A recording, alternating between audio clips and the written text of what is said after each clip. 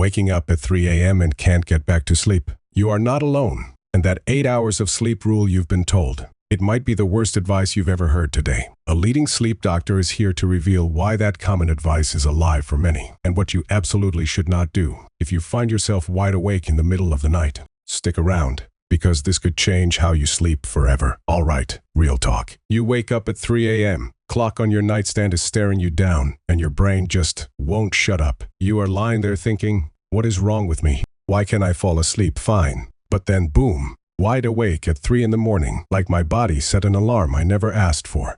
Here is the thing nobody's telling you. Waking up at 3 a.m. is not a glitch. It is not a disorder. For a huge chunk of people, it is actually how human sleep is naturally supposed to work. Sleep researchers have found something wild. Before artificial lighting took over, before electricity, before smartphones, before Netflix keeping you up till 2 a.m., humans actually slept in two separate chunks. They called it biphasic sleep. First sleep, go down at dark, sleep a few hours, wake up for an hour or two in the middle of the night. Second sleep, go back down, sleep till morning. That is right.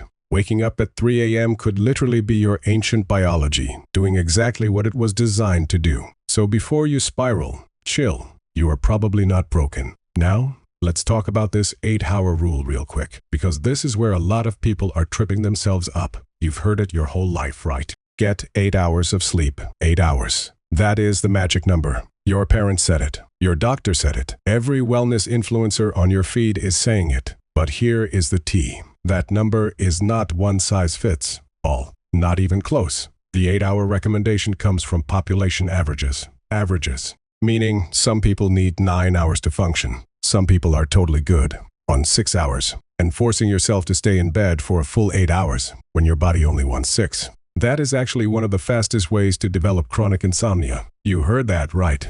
Lying in bed trying to force 8 hours of sleep when your body is done sleeping trains your brain to associate your bed with frustration and wakefulness. And that is not the vibe you want. Dr. Matthew Walker, one of the most respected sleep scientists on the planet, says the anxiety around sleep is often more damaging than the sleep loss itself. So if you are lying there at 3 a.m. obsessing over how many hours you have left before your alarm goes off, that stress response is literally keeping you awake. The worry is the problem, not the wake up. Okay, this is the part you came for. What should you not do when you wake up at 3 a.m.? Let's run it down. Number 1, do not check your phone. I know, the urge is real, but the second you pick up that phone, blue light hits your eyes, your brain gets a cortisol spike, and your body thinks it is morning. Your melatonin production tanks immediately. Checking your phone at 3 a.m. is basically telling your brain, hey, we're up now, let's go. And your brain will listen. Don't do it. Put the phone face down before you go to sleep. Or better yet, charge it in another room. Number 2, do not lie there and grind. This one is huge, and barely anyone talks about it. If you've been lying awake for more than 20 minutes, get up.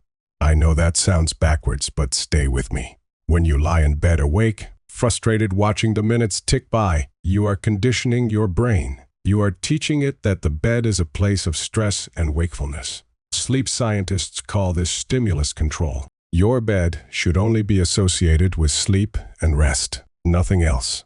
The moment lying awake becomes your default. You've broken that association. So if you are past 20 minutes with no sleep in sight, get up, go to a different room, do something calm and low stimulation in dim light, read a physical book, journal, stretch lightly. When you feel sleepy again, go back to bed. Number 3, do not look at the clock.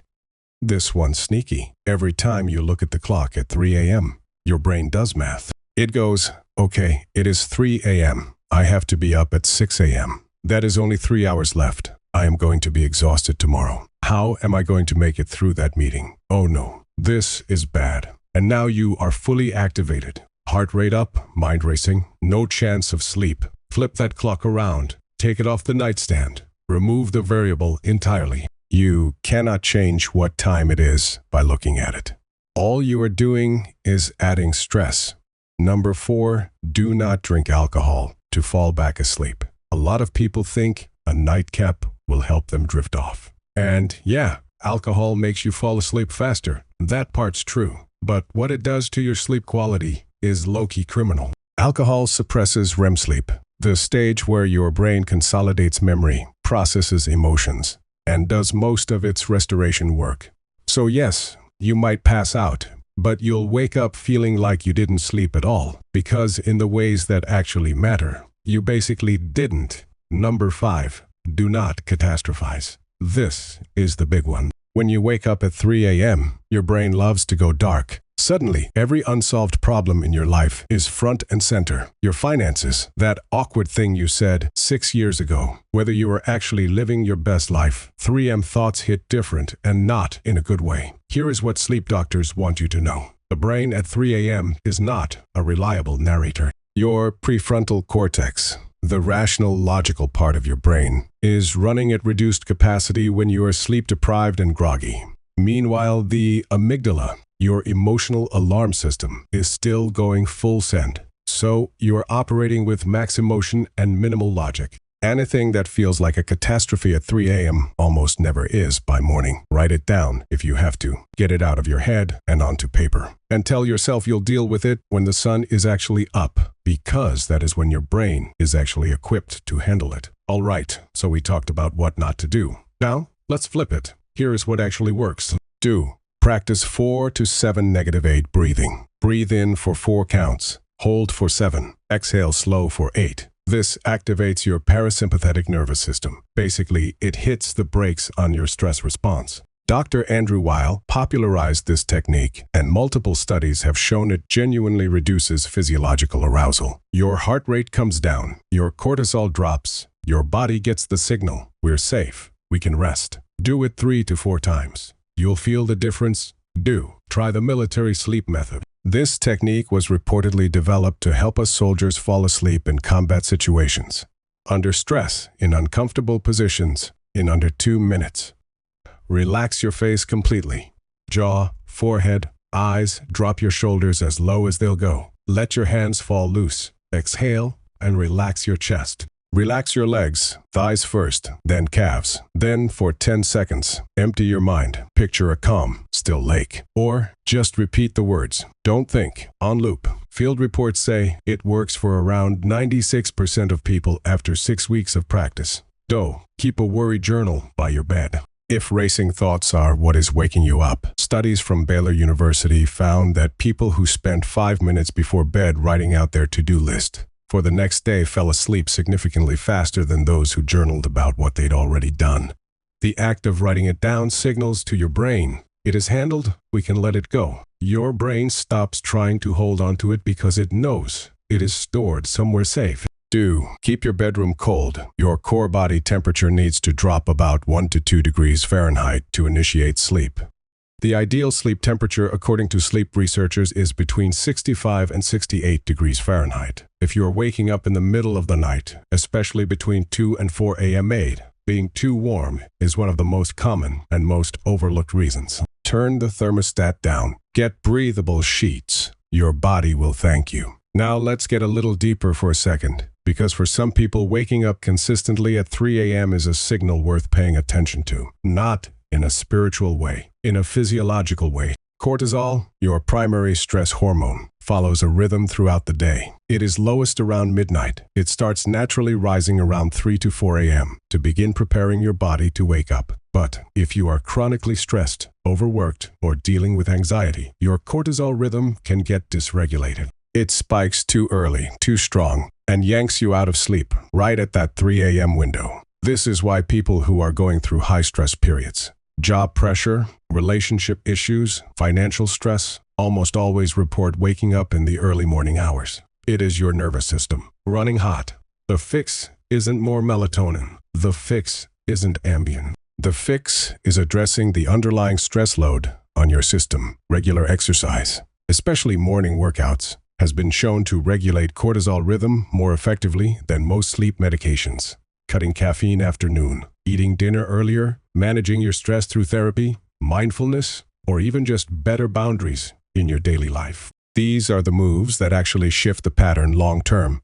Short-term sleep hacks can help you survive tonight.